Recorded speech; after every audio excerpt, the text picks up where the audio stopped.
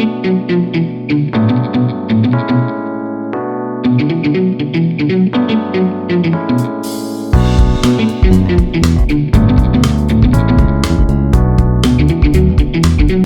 into the triple option on a show so big, we have 2 channels now. Two. Yeah. Tell me who else is on 2 channels. It's not a presidential debate. A lot of people. Shut up, Jack. Don't steal my thunder. Look, this is as important as a presidential debate that we have to put on 2 YouTube channels. More important. See, now he's changed his tune. Mm-hmm. Listen, I'm not promoting emotional abuse, but like a little bit of it. A little bit. Microdosing. Yeah. Like, don't do LSD.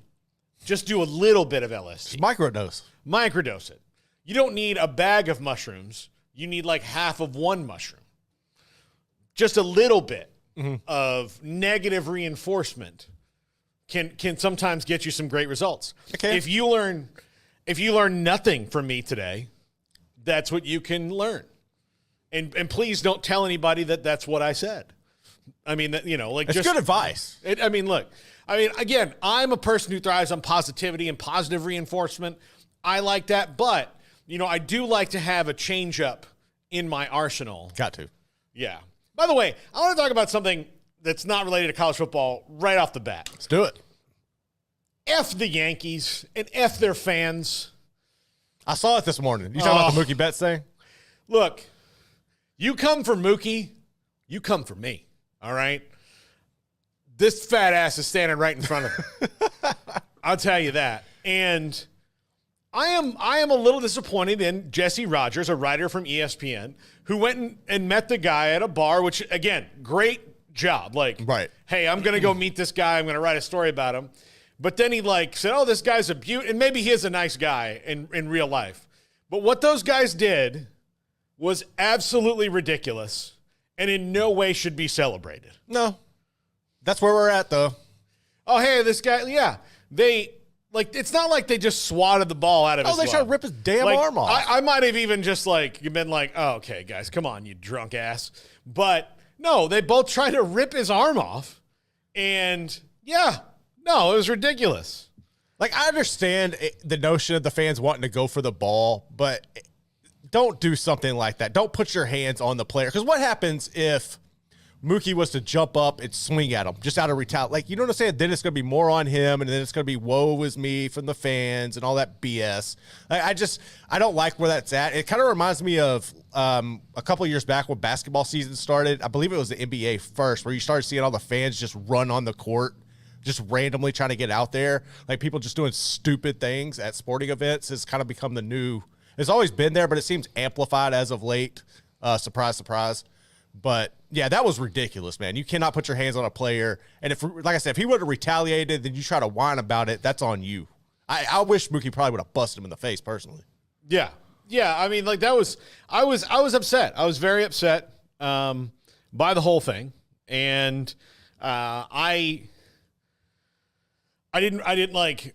was a terrible way to start out watching that game. And then the Yankees, and I know they're trying to do the thing where – oh, don't let us win a game like the Red Sox did to them in 2004. And, okay, if they come back, then they've earned that. But the Dodgers still have a tremendous advantage because the series is going to go back to L.A. It's 3-1. Look, Ohtani's going to feel better day by day. Eventually he's going to affect the series. Freddie Freeman's still hot. I have a feeling Mookie might explode. Probably. Yeah. So that's some good motivation for you. Max Muncy hasn't hit yet, so eventually the averages all kind of balance out. Right. So everybody's seen the pitchers now, but I got to say this, and I know you're not a big baseball guy. It's a big issue in baseball of how they too many pitchers are having to have Tommy John multiple times. Yeah. It's because we were fine for years when the fastest pitch was 101 or 2 miles an hour. Now we've got guys trying to ratchet it up to almost 110. That's just you're not natural. Your body's not supposed to do that. Well, look, just because you can doesn't mean maybe you should, right? Yeah. Because it's not, we're just not built to take that.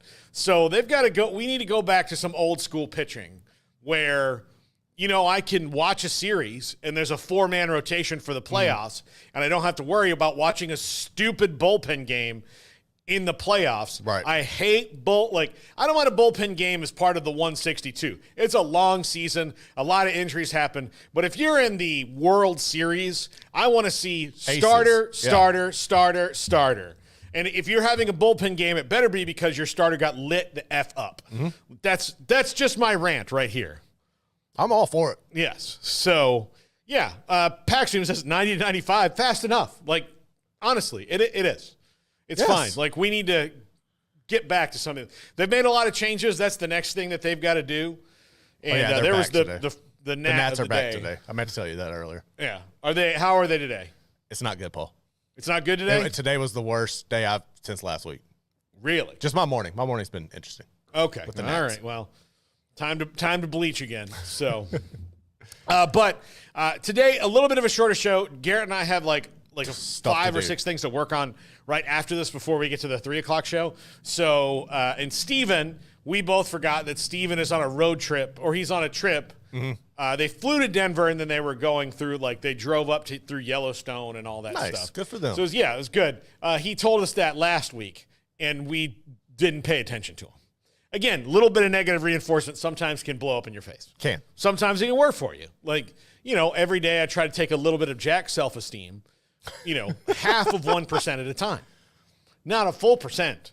That would be rude. I mean, yeah. Half of 1%, it's fine. How can you take what doesn't exist? So, I can get him into negative numbers.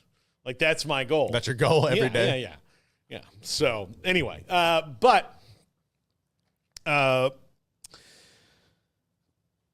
yesterday we talked about the on the main show. We talked about the tiebreaker scenarios that are out there, and a lot of them won't happen. We've still got a month. Things are going to happen, but the thing is, in the past, because the leagues were smaller and inevitably everybody's on a collision course inside those leagues, they were less likely to happen, and they didn't happen most of the time because everybody's you're going to play. Eventually, you're going to play. Right. Yeah.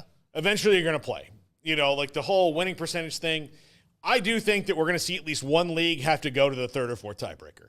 Oh, because they're so big, 18, 16, all of that. All those leagues are so big that if you've got 3 teams that have not played each other at all, then there's no true champion. Well, yeah, okay, look. Now, Pittsburgh doesn't fall into the scenario in the ACC, but Clemson, Miami, and SMU do because none of them play each other. So should SMU beat Pittsburgh this week, and Pittsburgh might be without Eli Holstein, then now Pitt and SMU have the same record, and SMU has one in their corner. Right. If SMU doesn't lose another game, Clemson doesn't lose another game, they both have one loss, and then Miami goes undefeated, or say they do lose a game, say Miami loses a game, then you've got 3 teams with the same record who haven't played each other yet. What tiebreaker do you think they're going to get to that says, sorry, SMU, you're not? It's coming pretty quick. Yeah. So you're going to see, if you wanted who's getting screwed drama, this is actually the way I think it happens now more often than the 2 ways it is going to get screwed in your own conference before you even get screwed by the committee. Mm-hmm. Now, everybody hearts can bleed for Indiana that if the 3-way tie happens in that league, then with them, Penn State, and Oregon, if that 3-way tie happens, obviously it's going to be Penn State and Oregon who play in the championship game. But if you're a 12-0 Big Ten team, you're actually given a little bit of a gift that you probably get to host a home playoff game and not play in the championship game. So in that regard, outside of the chance to be called the conference champion, which has not happened in Indiana, I don't know if it's ever happened. I'm not going to get into my Big Ten history book right now, but it doesn't happen that much. So outside of getting to hoist that banner, then that's really not that egregious because there's no way they're leaving out a 12-0 team. No. At least from that league. But I don't when it comes to that point, does it matter if you won the conference championship? 1967. 1967 is when they did? Yeah. Okay. Thank you, Jack. I'm interested to see like how this affects scheduling going forward, because if this is going to be an issue and this becomes an issue and the wrong teams get left out of these conferences, do you see a situation where they just, because we already see where they're trying to do the playoff, like I think Craig laid it out yesterday, where they want to have like the top 4 teams from each conference and have like a mini playoff.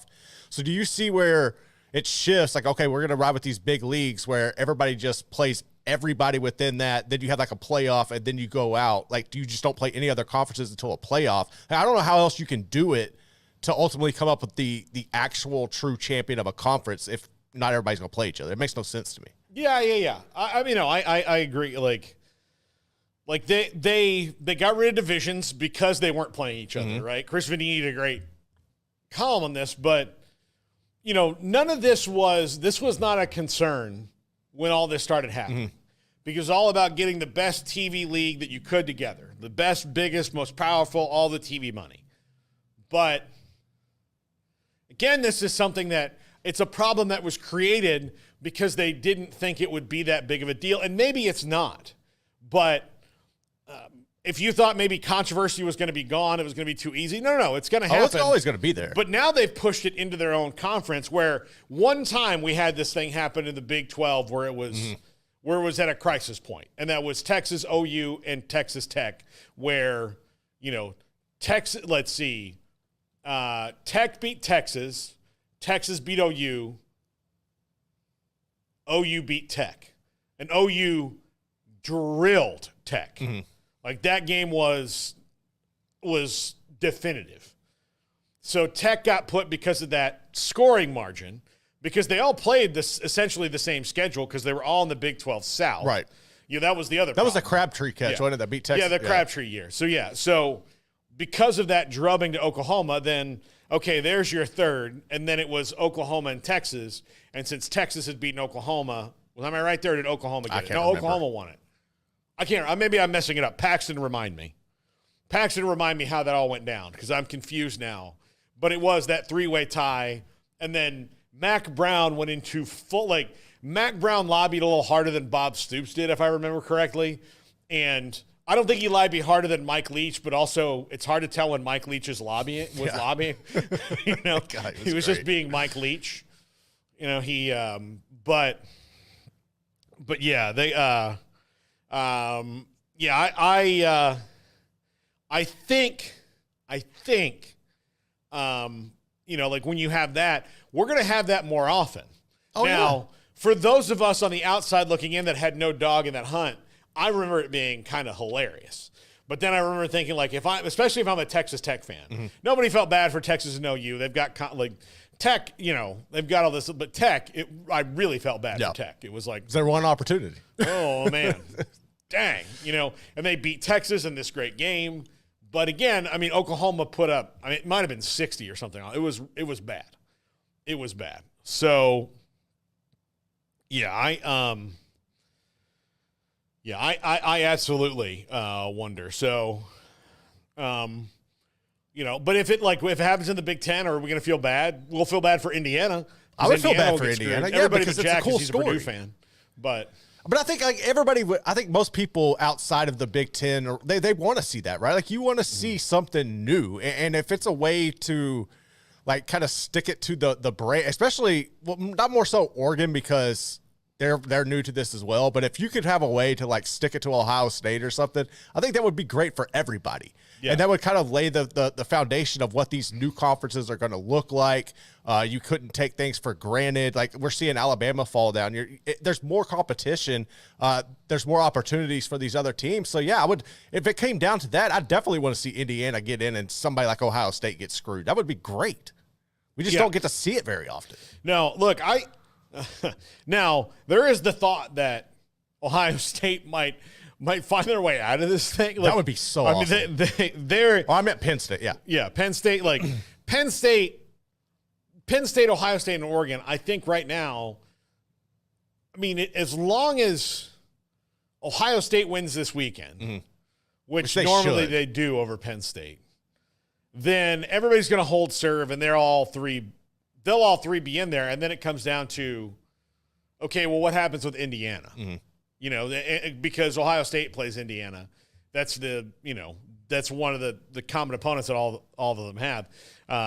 And so now if Indiana beats Ohio State, I mean, I think they put Ohio State out of this thing. They would have to, yeah. Especially if Penn State and Indiana beat them. Oh, Here's then my they're other done. thing. Yeah. Let's say Penn State, Indiana beat Ohio State. Ryan Day will coach out the string.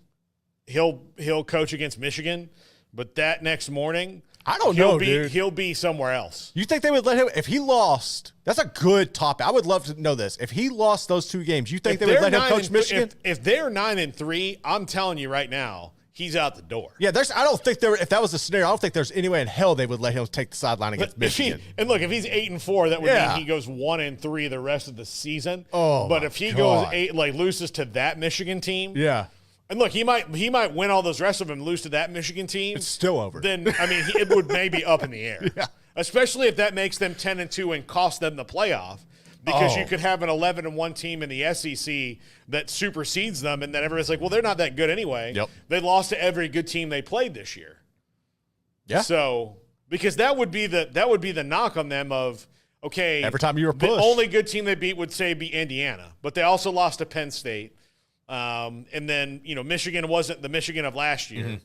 So they had to have no quarterback for Ryan Day to beat them. And then it's just going to be there. Like, it may not be over, but it'll be tense. Oh, definitely would. Especially given the whole big deal they made. They were very public about how much they were spending in NIL. Mm-hmm. Like the Buckeye Collective group was very, very vocal about, we are spending $20 million on this roster. This is what we are spending on this roster.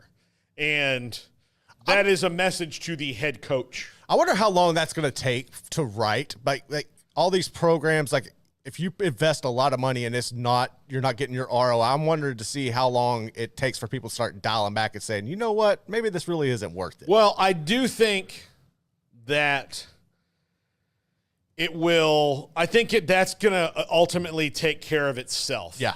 I do. Like, I think that because it's new, so it's the cool thing to do. It's new. Yeah. People are doing this. The portal give and taketh away and all those things. There's new rules that are coming in with revenue sharing, so you reasonably probably don't have to spend as much because you'll have guys that, you just maybe have to backfill a little bit as opposed to going and giving the full boat, because that's how it should be. Now the schools are going to be pulling their weight. The other reason, here's another thing, the school, this is maybe good news for the schools that they have to do this. I've heard a lot of, Deion Sanders is the most you guys used to maybe go easy on the kids. You're like, look, man, I get it. Like, they're college kids, but they're pro athletes now in the way that they get paid. So not only do they not get paid from the school, which would be a different thing, but the people, I'm not when I go to a Red Sox game, a Cowboys game, when I went to a college game, all of these things, I'm technically paying a small portion of the player's salary, right? Mm-hmm. But I don't know, I don't know specifically. There's an owner who's in charge of all that, and he's, required by collective bargaining to do all these things.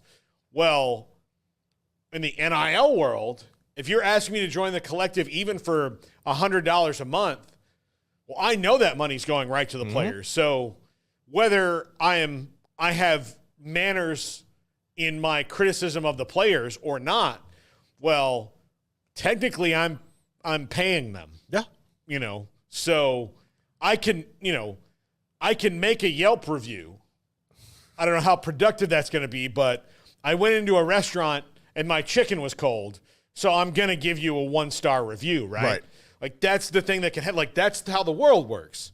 So I think it will ultimately work itself out, because there's just going to be things where the university has to, because now the university can maybe say, well, look, we're on the lion's share of that. The NIL collective, pays a portion of it in. Right. But, the $20 million roster would be just excessive. And then if they can spend, say, $8 million on the roster, because the rest of the money is coming through, and it'll work itself out. Yeah, it'll work itself out. I'm not too terribly worried about it. But on that regard. But yeah, but these conferences, because all this they're too big, and it's taken some of the fun out of it, or it's added some controversy. I don't know that's taking the fun out. No, it isn't taking the fun out of it. That's the way to put it. But where we're trying to get maybe less controversy, college football can't help it. They have to find new ways to create controversy. So basically, what they heard is that they're just tired of this drama. Like the soap opera that is college football. Okay, they're tired of this guy coming back from the dead all the time. So now we're going to kill him to where he can't come back. Right. That's it. Okay, he's dead. He fell off of a cliff into a subterranean crevasse, and there's no way they can recover his body. He fell into the deepest part of the ocean, crushed. He was on the submersible. I don't know. Whatever. But so instead of doing that, no, we just want better writing.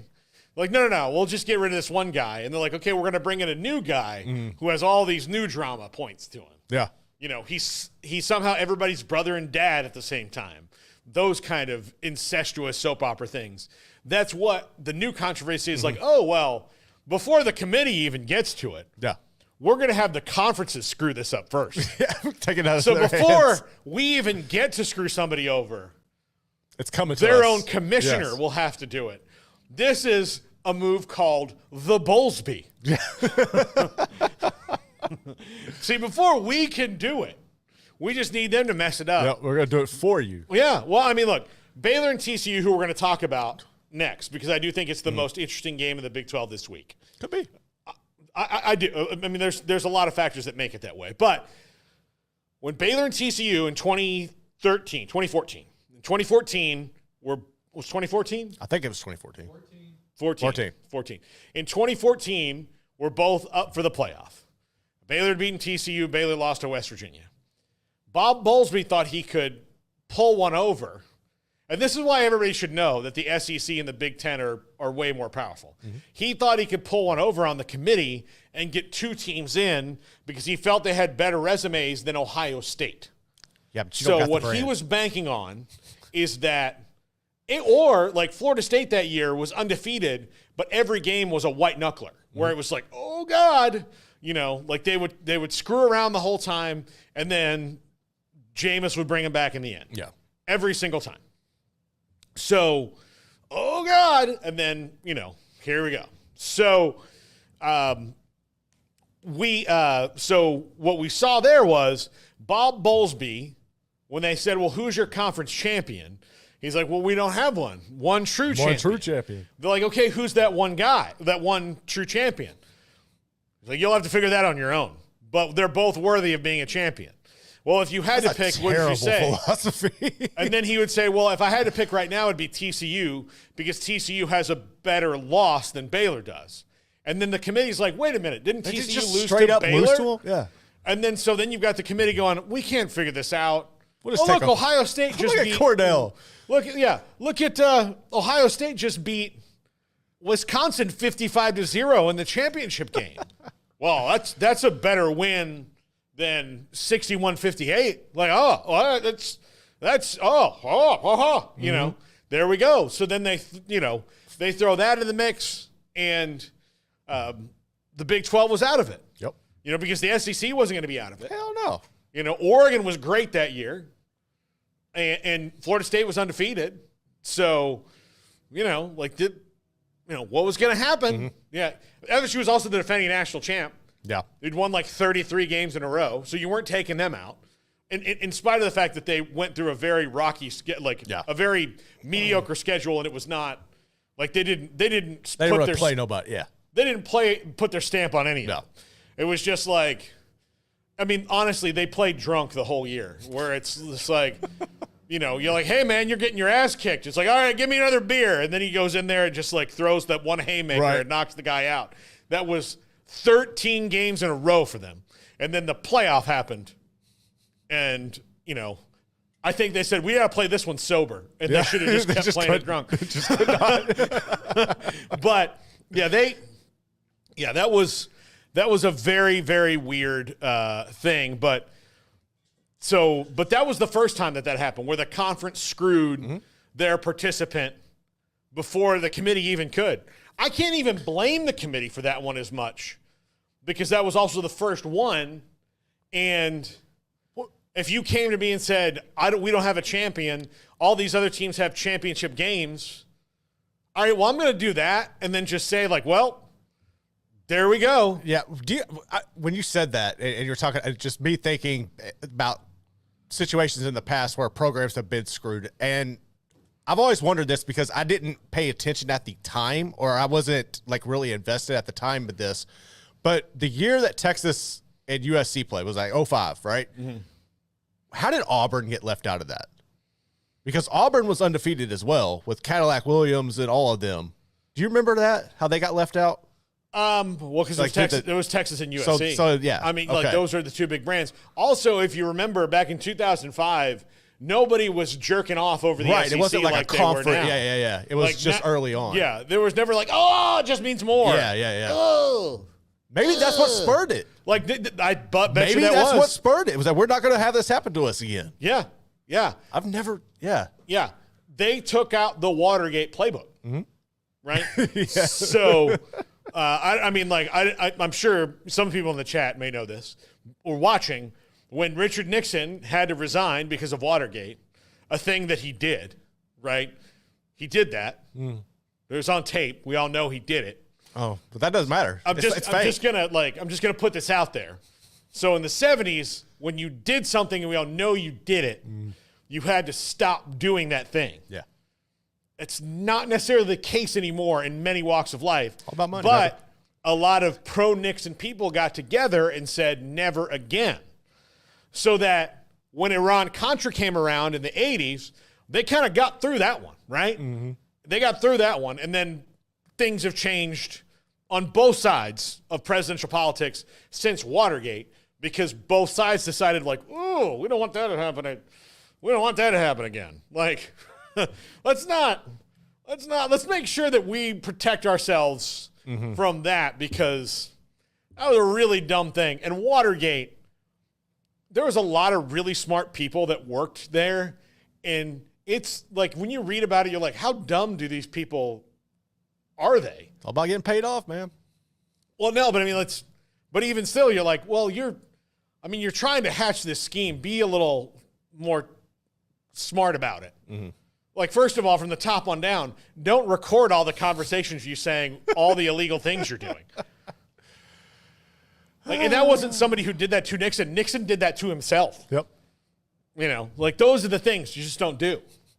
Now they don't do it. To credit to our current political scandals across the board, most of the time, nobody records themselves doing it now.